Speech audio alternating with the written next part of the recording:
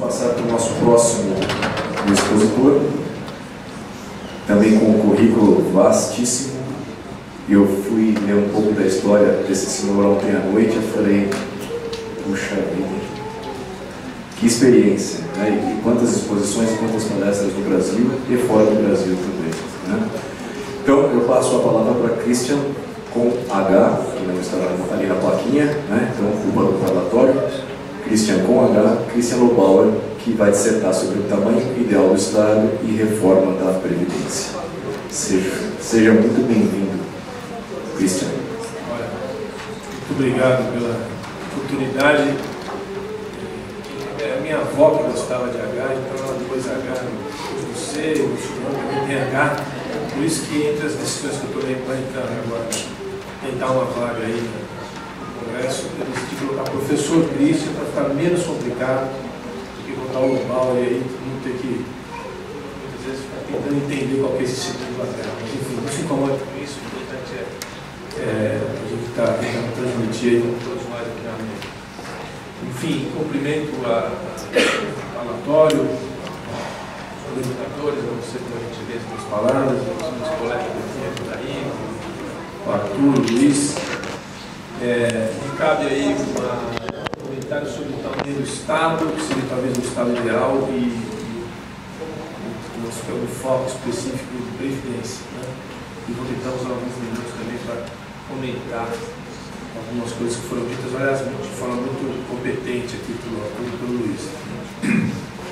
Então, para começar, eu tenho dito, pessoal, que o Brasil precisa entender que nós estamos vivendo o fim de dois ciclos simultaneamente, dois ciclos históricos longos. Primeiro, um ciclo constitucional, que foi aqui bastante comentado, a Constituição de 88 hoje tem uma série de deficiências, ela não se aplica mais ao nosso tempo, e muitas cláusulas, algumas pétreas, deveriam ser modificadas. É um texto muito longo, muito complicado, num país que não é mais aquele país, se já nasceu com deficiências, 30 anos depois é praticamente impossível você reorganizar o Brasil com esse texto. E vou dizer, depois dessa primeira introdução, alguns comentários sobre o que o Luiz falou, que é fundamental, porque, embora ele tenha dito muito bem, acho que uma Assembleia Nacional Constituinte no próximo termo não vai ser possível. Então nós vamos ter que pensar um outro jeito democrático de enfrentar esse problema. O segundo ciclo também, que se encerra, é um ciclo bem mais longo, e esse me parece bem mais complicado até do que constitucional. É um ciclo de desenvolvimento baseado num modelo de entender o Brasil, que é um ciclo que começou lá atrás, no fim da fazenda que o Brasil era, né, a grande fazenda de café, quando ele começou a se industrializar, lá nos anos 30, que depois deu no varguismo, e o varguismo que está presente aqui nas nossas vidas, né? O varguismo quer dizer a influência das instituições que foram construídas pelo ditador e depois presidente eleito democraticamente, Getúlio Vargas. Muito do que a gente vive até hoje, pessoal, inclusive na Constituição de 88, é herança do varguismo.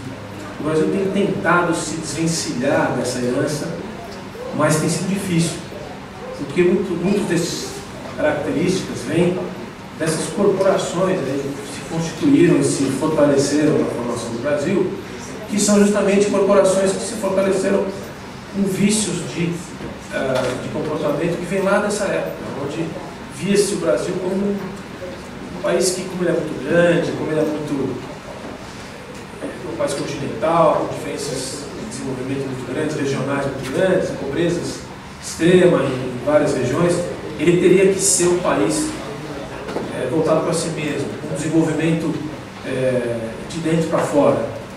E isso não se aplica mais. Quer dizer, isso funcionou até os anos 90, e aí veio a queda do Muro de Berlim, veio a globalização, veio a nova lógica das cadeias produtivas, veio uma série de fenômenos da economia mundial que não dá mais para o Brasil querer ser a base e a forma e o centro da produção, independente do que acontece no mundo. Isso, então, tem sido difícil para o Brasil. Por quê? O Brasil é um país que produz quase tudo, é um dos poucos países do mundo, é o maior, certamente, de longe, do hemisfério sul, que produz quase tudo, mas não é mais competitivo em quase nada. E o Brasil não sabe o que fazer com isso. Porque o que tem que acontecer, e é duro da gente assumir isso, é que uma boa parte daquilo que a gente produz não vai mais ser produzido aqui. É mais ou menos o que já está acontecendo na indústria, de uma forma geral. Ele foi perdendo competitividade, foi perdendo capacidade de ter custos mais viáveis, em função do trabalho, que é muito caro, em função dos impostos, em função da carga tributária, em função da logística, em função da integração com outras cadeias fora do Brasil. E isso não se aplica mais, não dá mais para a gente enfrentar esse tipo de situação. O governo que antecedeu esse que nós vivemos hoje, ele viveu a tentativa de aprofundar esse processo. Achou que, para quem vai remeter um pouco na história, ele achou que ele aplicando uma espécie de Plano Nacional de Desenvolvimento, modelo Geisel, parece quase uma loucura a gente dizer isso, mas o modelo, a nova matriz de desenvolvimento do governo Dilma era uma reprodução ruim do que foi pensado no governo Geisel, que já ainda se aplicava naquela época, mas já foi ruim no Brasil. Eu estou falando assim, aqui é construção e fortalecimento de grandes estatais. Tem estatal até para cuidar da indústria do vento no Brasil. Né? Existe. A gente tem um estatal para estocar vento? Fazer. Estocar vento? Para estocar vento, né? A gente tem uma estatal que foi criada e já gastou R$1 bilhão nos nossos impostos para fazer um trem do Rio de Janeiro até Campinas. Ela existe, ela está constituída, só que ela não fez absolutamente nada, ela só gastou o nosso dinheiro. Então, exatamente o oposto que tem que acontecer, e a gente não sabe, a gente como país, como Congresso Nacional, como representação política, tem que fazer para que isso aconteça. Quer dizer, e o nosso partido que está nascendo agora, que está representando uma boa parte dessa mesa, e acredito que esse auditório já sabe o que tem que acontecer, que a gente tem que enfrentar algumas privatizações importantes. Privatizar a Petrobras, por exemplo, que virou quase um palavrão, você não poder falar, é o que deve ser feito. Ah, mas a Petrobras é estratégica. Alguém me explica o que é ser estratégica no que fizeram na Petrobras nos últimos anos. Não é nada estratégico isso, é uma desculpa boa, uma boa justificativa para quebrar o que era a oitava empresa do mundo. Hoje não está nem entre as 500, tem uma dívida de 250 bilhões de dólares e nunca mais vai ser a empresa que for. Por despreparo, manutenção, corrupção, enfim, incompetência, nossa, como sociedade. Então, assim, esses fins desses dois ciclos nós vamos enfrentar, estamos enfrentando agora. É uma situação muito difícil, não tem comparação com qualquer país do mundo na história da modernidade, dos Estados modernos. Como é que a gente enfrenta isso? E aí, como é que a gente enfrenta isso com uma eleição presidencial como a desse ano, eleições gerais, onde a gente tem que passar por uma renovação geral dos quadros, e com esse quadro partidário que a gente tem, e com essa disfunção de percepção das coisas, de fake news, de tecnologias, assim, é um desafio muito grande. Um dos casos mais críticos para a gente conseguir ser um país viável, é o que me deram aqui como tema específico, é a questão da Previdência. Entre todas as reformas e enfrentamento desses dois ciclos que estão se encerrando na nossa história, tem um maior, acho que o mais importante, uma questão matemática e não ideológica, é a reforma da Previdência. O Arthur disse aqui muito bem que 70% dos impostos no Brasil são federais e vão para Brasília, né? Uma concentração de recursos da sociedade para Brasília. Esse número é 1,3 trilhão de reais. A gente arrecada em torno de 2,4 trilhões por ano de impostos geral. 1,3 trilhão vai para Brasília. Desse 1,3 trilhão, hoje, amanhã já muda, piora a situação, mas hoje, em torno de 56% vai para aposentados e pensionistas. Então nós estamos falando do seguinte: tem 206 milhões de brasileiros, 40 milhões de brasileiros são beneficiados por aposentadorias e pensões. Desses 40 milhões, esses 40 milhões recebem todo ano em torno de 730 bilhões, desse 1,3 tri, é 56%. Cada dia que passa, cada mês que passa, vai crescendo. Por quê? Porque a gente tem menos arrecadação, menos gente contribuindo e mais gente envelhecendo, mais gente se aposentando, para um ciclo de vida, um processo de envelhecimento que não é brasileiro, é universal, para países da categoria do Brasil. É ainda mais aflitivo, porque o Brasil está envelhecendo muito rápido. Eu aprendi recentemente que o Brasil tem hoje 24 milhões de brasileiros acima de 65 anos.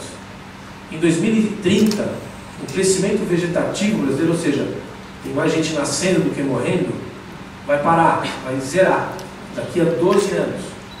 E em 2050 a gente vai ter 75 milhões de brasileiros acima de 65 anos.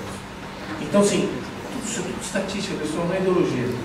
Nós temos um processo de envelhecimento bem radical acontecendo no Brasil, em função do desenvolvimento dos medicamentos, das novas tecnologias, da vida foi ficando mais viável, as pessoas vivem mais. A gente tem um processo de crescimento vegetativo decaindo de forma drástica. Você vê países como a Itália, como a Alemanha, já tem praticamente zero. O número de pessoas que nascem é o número de pessoas que morrem. E o Brasil vai chegar nesse ponto em 2030. E o nosso modelo previdenciário é um dos mais absurdos do planeta. Ele aposenta muita gente muito cedo. E voltando àqueles números que eu dizia, desses 730 mil bilhões que se gastam com aposentadoria, um quarto, ou seja, em torno de 200 bilhões, para arredondar o número, vai para 10 milhões de brasileiros. Ou seja, dos 40 milhões que recebem, 75% vai para 10 milhões. Os outros 25% vai para 30 milhões. Então, o sujeito que carregou pedra 30 anos está entre esses 30 milhões, que vai receber R$ 1.500 por mês para se aposentar. Olha lá. E desses 10 milhões, vamos chamar assim de privilegiados, tem 1 milhão, tem 206 milhões de brasileiros, tem 1 milhão de brasileiros que agarram 11% desse 1,3 trilhão. Tem alguma coisa muito errada no Brasil, pessoal. Isso foi acontecendo nos últimos 30 anos. Esses benefícios, esses privilégios foram se acumulando por legislação, tocados por corporações que foram concentrando esses recursos na mão de pouca gente. Nós estamos falando aqui de juízes, de magistrados, dos políticos, do Ministério Público, de uma elite de funcionários públicos. E aqui eu não quero fazer discurso para o funcionário público, longe disso. Mas foi isso que aconteceu, e não adianta a gente ficar aqui agora chorando, dizendo o que aconteceu, o que não aconteceu. Aconteceu. E a gente tem que lidar com isso. O que tem que acontecer nos primeiros 100 dias do ano que vem, seja lá quem for o próximo presidente, seja lá quando for tiver formado no próximo congresso, é que tem que começar a mexer nisso. Isso deveria ter acontecido agora em fevereiro. Já tinha lá uma primeira proposta, ainda que tímida, você prorrogar a idade das pessoas para elas não se aposentarem tão cedo. Não as que já têm direito adquirido, mas as que vão ter. Porque isso é uma questão quase óbvia. Porque se a gente não fizer isso e depois começar a mexer nos privilégios, que é uma coisa que demora um tempo, tem que buscar o consenso no Congresso, mas tem que fazer. Se nós não fizermos rápido, em 2022, esse 1,3 trilhão vai ser inteiramente gasto só com aposentados e pensionistas. Comprar um esparadrapo no hospital público não vai ter dinheiro em 2022 se a gente não mexer nisso. Então não é questão de assim, mas isso, mais aquilo, mas você tem que pensar no direito adquirido, mas o privilégio. Tem um monte de coisa errada, mas tem que mexer nesse negócio agora. O que acontece se a gente não mexer? Tem esse risco. Tem esse risco. Se a gente eleger um aventureiro aí, tem alguns disputando a presidência, ele não vai mexer, vai empurrar, vai empurrar, vai empurrar. Então o que acontece? Acontece que chega em 2022 o Brasil quebra. E o que significa quebrar? Como aconteceu no Rio de Janeiro, como já está acontecendo no Rio Grande do Sul, como já está acontecendo em Minas Gerais, que estão quebrando os estados. Não tem mais recursos para pagar a conta de luz. Acontece que tem que ter uma intervenção de um dinheiro que vem de algum lugar. Se for um caso como o da Grécia, vou pegar um exemplo recente, que quebrou, porque tinha muita gente aposentada na Grécia ganhando muito.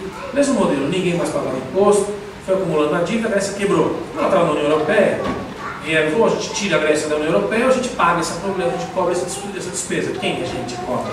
Os bancos alemães e os bancos franceses.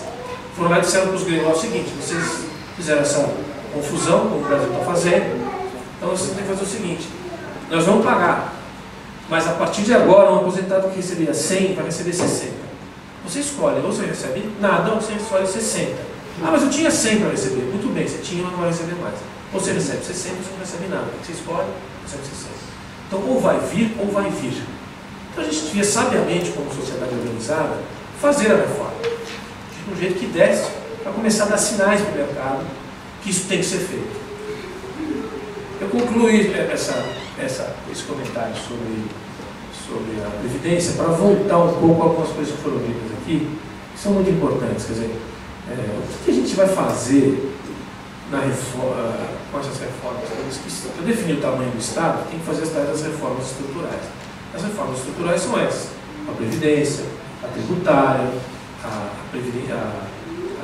patrimonial, uma série de reestruturações do modelo constitucional. Como é que a gente faz isso se não vai dar para fazer uma constituinte? Como é que a gente pega esse texto e muda ele? Vocês todo mundo sabe, você vai fazer uma PEC, um projeto de emenda constitucional, a professora está aqui, você fala bobagem, ela vai corrigir. Você precisa de 2 votações na Câmara e 2 votações no Senado, de 2 terços. Então, assim, você tem que criar um consenso ali dentro, que já é um consenso muito difícil. Então, o que acontecer ano que vem, que é o que eu espero que aconteça, sinceramente, eu rezo para que aconteça isso no Brasil, porque a gente, todo mundo que está sentado no sábado de manhã aqui, acredita no Brasil. E tem que acontecer isso.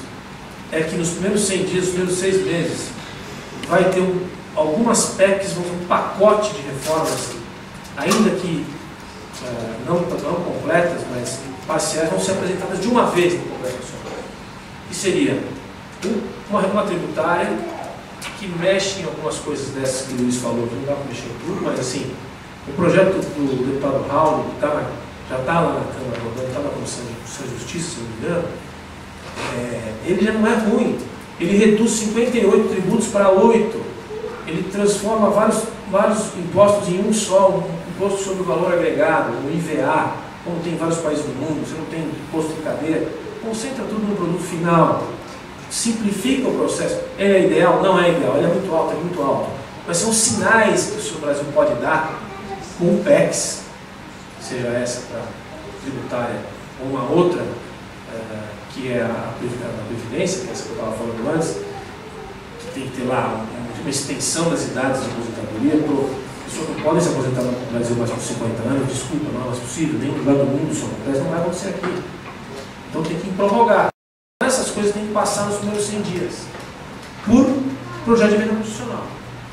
Um pacote de consenso do Congresso, tem que ser nos primeiros 6 meses, porque o presidente está com o poder popular na mão, teve mais de 55 milhões de votos, tem gente que ele está acreditando que é uma nova onda de energia que vem, isso tem que acontecer.